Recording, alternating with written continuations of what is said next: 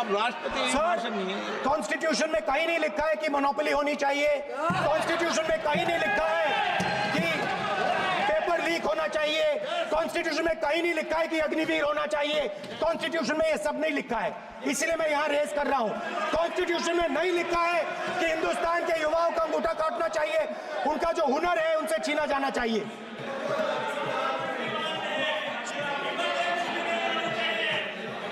बैठे बैठे कर रहे हैं सर, 5 बजे हम भी बैठे बैठे करेंगे, हम कुछ नहीं बोलना है उसको। 5 बजे देखिएगा, 5 बजे देखिएगा क्या करते हैं। स्पीकर सर, मिलेगा। मैं कुछ दिन पहले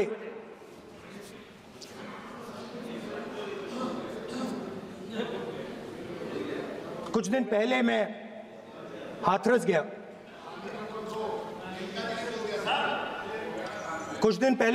गया। हाथरस में 4 साल पहले एक लड़की का बलात्कार होता है। गैंग रेप होता है। 3-4 लोग गैंग रेप करते हैं। मैं 2-3 दिन पहले उस लड़की के परिवार के घर में गया।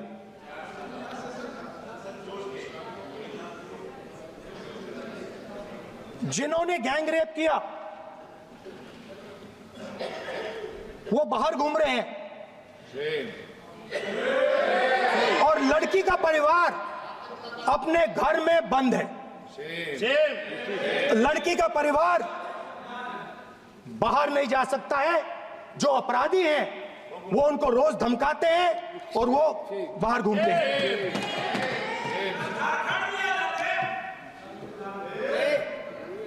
परिवार ने मुझे बताया कि बेटी का जो अंतिम संस्कार था वो भी नहीं करने दिया और चीफ मिनिस्टर ने इसके बारे में खुलकर मीडिया में झूठ बोला है। ये कॉन्स्टिट्यूशन में कहां लिखा है? ये कॉन्स्टिट्यूशन में कहां लिखा है कि जो बलात्कार करते हैं वो बाहर रहे और जिसका रेप हुआ है, जिसके परिवार, उस परिवार को बंद कर दिया जाए? कहां लिखा है कॉन्स्टिट्यूशन में? ये आपकी किताब में लिखा हुआ है, मनुस्मृति में लिखा है, मगर कॉन्स्टिट्यूशन में नहीं लिखा। और अगर आप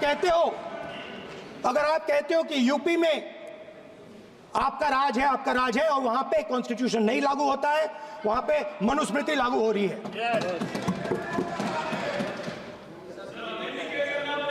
परिवार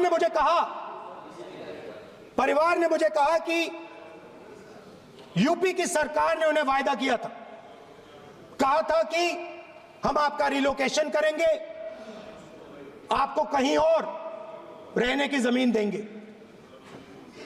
आज तक 4 साल हो गए हैं, आज तक उनका रिलोकेशन नहीं किया गया है। और हर रोज उन्होंने मुझे फोटो दिखाई, वो बाहर निकलते हैं और जिन्होंने बलात्कार किया वो धमकाते हैं उनको। तो मैं इस हाउस में कहना चाहता हूं कि अंबेडकर जी के संविधान वाले लोग, इंडिया गठबंधन वाले लोग, हम सब मिलकर उस परिवार का रिलोकेशन हम करेंगे अगर आप नहीं करोगे तो। और हिंदुस्तान के हर गरीब व्यक्ति को हम ये कहना चाहते हैं, आपकी रक्षा कॉन्स्टिट्यूशन करता है और ये बीजेपी के लोग कॉन्स्टिट्यूशन पर 24 घंटा आक्रमण करते रहते हैं। कॉन्स्टिट्यूशन में लिखा है prohibition of discrimination on grounds of religion, race, caste, sex और place of birth. The state shall not discriminate against any citizen on grounds only of religion, race, caste, sex, place of birth और any of them. Some days back, youngsters from Sambal came to see me. Innocent people, they had done nothing. They were just, वो बस पास में थे, 5 लोगों को गोली मार के हत्या कर दी। ये कहां लिखा है कॉन्स्टिट्यूशन में? ये कहां लिखा है? कॉन्स्टिट्यूशन में तो लिखा है prohibition of discrimination of grounds of religion. और जहां भी आप जाते हो, एक धर्म को दूसरे धर्म से लड़ाते हो, नफरत फैलाते हो। कहां लिखा है कॉन्स्टिट्यूशन में? कहां लिखा है कॉन्स्टिट्यूशन में कि एक धर्म को दूसरे धर्म से लड़ाना है? कहां लिखा है कॉन्स्टिट्यूशन में कि दलित परिवार को बंद करके अंदर रखना है और उनके अपराधियों को बाहर घूमने देना है? कौन से कॉन्स्टिट्यूशन में लिखा है? मुझे दिखाइए।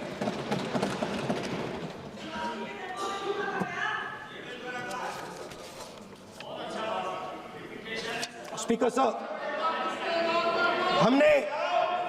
हमारी जो विचारधारा है, इंडिया गठबंधन की विचारधारा है, वो देश में कॉन्स्टिट्यूशन लाई है। हम सब मिलकर कॉन्स्टिट्यूशन की रक्षा करते हैं। अंबेडकर जी ने कहा था, if there is political equality but no social and economic equality, political equality will be destroyed। ये अंबेडकर जी के शब्द हैं और आज ये बात सबके सामने है। पॉलिटिकल इक्वालिटी जो थी वो खत्म हो गई है। हिंदुस्तान के सारे इंस्टीट्यूशंस कैप्चर कर लिए गए हैं। सोशल इक्वालिटी नहीं रही, फाइनेंशियल इकोनॉमिक इक्वालिटी नहीं रही। इसीलिए हमारा अगला कदम जाति जनगणना होगा। हम देश को दिखाना चाहते हैं कि आपने किन लोगों का और कहां कहां अंगूठा काटा है। हम दलितों को, आदिवासियों को, पिछड़ों को, किसानों को, मजदूरों को दिखाना चाहते हैं कि आपने किस किस का अंगूठा काटा है। इसलिए जो मैंने वायदा किया था, इसी हाउस में यहां हम कास्ट सेंसस लागू करेंगे और उसके बाद हिंदुस्तान में एक नए तरीके का विकास होगा, एक नई तरीके की राजनीति होगी। जो मैंने पहले कहा था, जो आपको अच्छा नहीं लगता है, 50% रिजर्वेशन, उस दीवार को हम यहां तोड़ेंगे। 50% रिजर्वेशन की दीवार और जाति जनगणना हम यहां करा के दिखाएंगे। आपको जो कहना है कर लो, कह लो। स्पीकर सर, बहुत बहुत धन्यवाद। देखिए सर, क्योंकि एक मिनट में बुलाता हूं।